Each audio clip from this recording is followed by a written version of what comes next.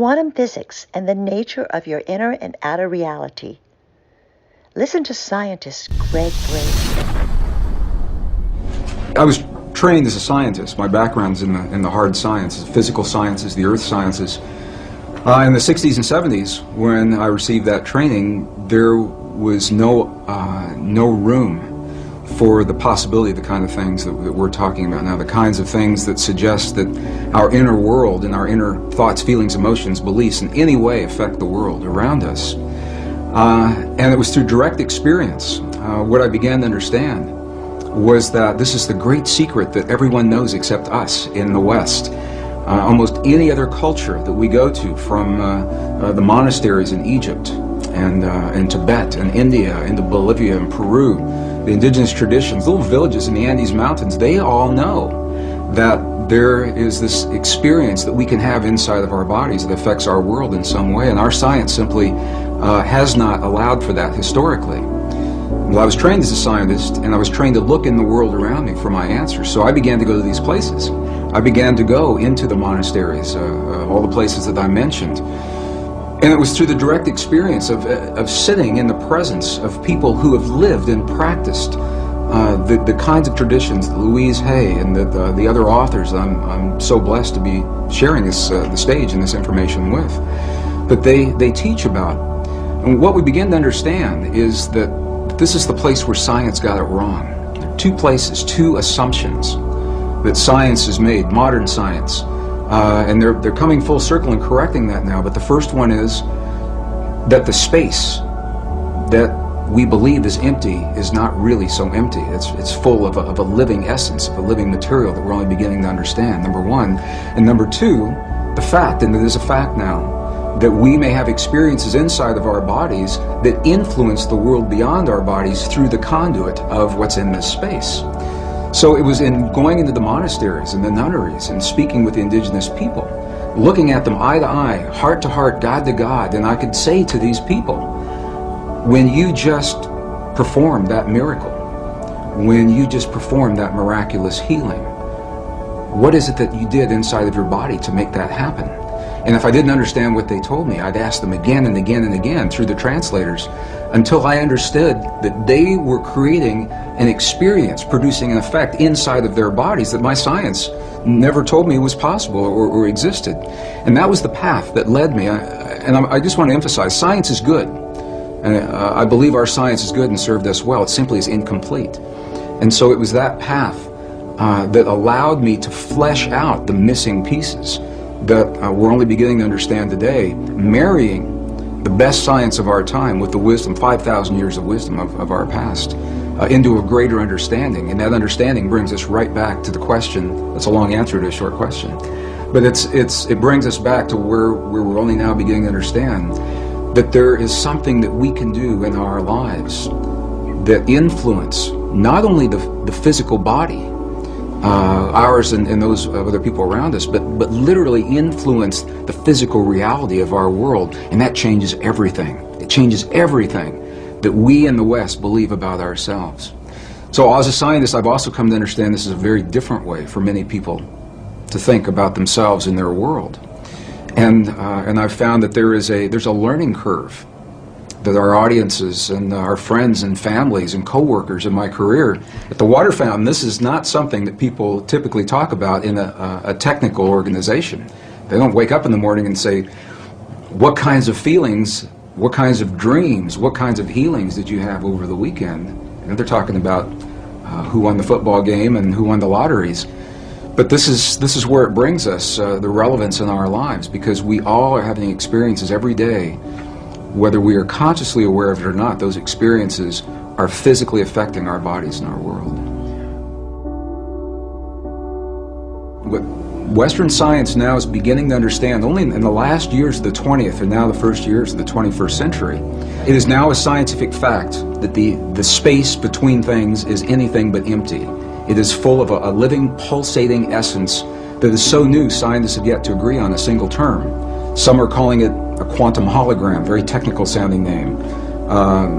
Dr. Edgar Mitchell, the former Apollo astronaut, I've had the honor of sharing a stage with him a number of times. He calls it nature's mind. Stephen Hawking calls it the mind of God. Others simply call it the field. In 1944, the father of quantum physics, Max Planck, identified the existence of this field, and he called it the matrix.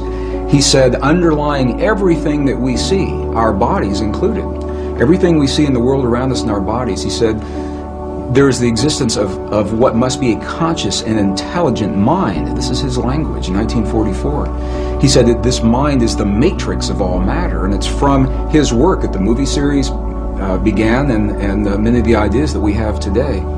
So what we know is this, is that we have the opportunity to influence that field in ways now that we're only beginning to understand. It's done through the human heart. It's not a thinking process. Thoughts are important. The ancients made a distinction between thoughts and feelings and emotions. And it's the feelings that are centered in our heart, what are called coherent, heart-based emotions. We know that when we feel a feeling of love, compassion, understanding, forgiveness, when we change the self-esteem, that there's an effect from that it changes the electrical and the magnetic fields in our heart, and that those fields literally change the stuff that our world is made of around our bodies. Our hearts are the strongest magnetic field in our bodies, and our hearts are the strongest electrical field in our bodies, much more so than the brain. While the brain does create those kinds of fields, the heart is many times stronger. And what the science now is showing is that when you can change the field that the atom is in, you change the atom, and we're made of those atoms. So when we have feelings in our hearts, we're changing the field that connects the stuff everything is made of, and we literally are altering our physical reality in ways that sound miraculous in Western science. But again, this is the great secret everyone knows except us, because Western science has only arrived at this understanding. You go to these ancient and indigenous traditions and cultures, it's where they begin. They begin with the understanding, sure, everything's connected, and sure, we're part of it. And then they take us one step further and they say, here, I'll show you. I'll show you how to create the effects in your body so that you can heal your body and you can heal the bodies of others. You can change your self-esteem and your body will mirror that change. It doesn't have to be a long, slow, drawn-out process. It can happen very, very quickly. It can happen in a matter of minutes. We have video documentation from medicineless hospitals in Beijing, China, for example, where they understand these practices and they've employed them for several thousand years. And we can look into the body of a living woman with a cancerous tumor that Western science says is inoperable. And then we can watch as three practitioners that understand the language of human emotion. They create the feeling in their bodies. They're not looking at that tumor as an illness. They see that woman as whole, healthy, vital, completely enabled, fully capacitated. And as they feel that feeling strongly among themselves, her physical body mirrors that. And we can see it through sonograms. We can see that tumor disappear in less than 3 minutes. And that's how quickly reality can change. And this is where the disconnect comes in with Western science. Because I've shared this information with scientists and medical doctors all over the world, and they say, wow, it's a miracle. We're going to have to come back and study this, and we will as soon as we find a cure for cancer, or as soon as we find the cure to cure on a mechanical level, what they see as a mechanical process. And what we now know is our physical body is the outpicturing, is the mirror of something that is not so physical. And this is where science now is only arriving. The three practitioners in the medicineless hospital in Beijing did not judge that cancerous tumor. They didn't judge it right, wrong, good, or bad. They said it's a quantum possibility, and there are many possibilities. Of course, this is just one. They said, now we're going to choose another one. But this is subtle and very, very different way of looking at things, because they acknowledge what is and invite a new possibility rather than having a charge on what is there and feeling that somehow we have to manipulate or cut out, in the case of a tumor, or change, hammer the physical reality into submission.